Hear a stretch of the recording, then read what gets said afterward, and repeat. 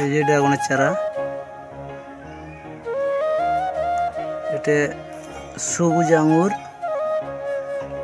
মিষ্টি আছে আঙুরটা। আমার এই মাদার প্লান্ট আছে, এই যে এই গাছ থেকে চারা তৈরি হয়। এই যে আমি আজুয়া, ময়রম, সদি খেজুরের চারা রোপণ করলাম। এসব সমস্ত চারা যারা লিব মনে করবেন আমার সঙ্গে যোগাযোগ করবেন, পেয়ে যাবেন। আজুয়া খেজুর, সদি।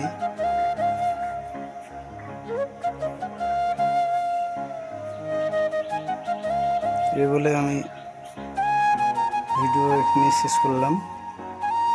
আমাদের শুধু এই গাছ না, মৌসুমি মালটা, কমলা, বিভিন্ন রকমেরই গাছ আছে।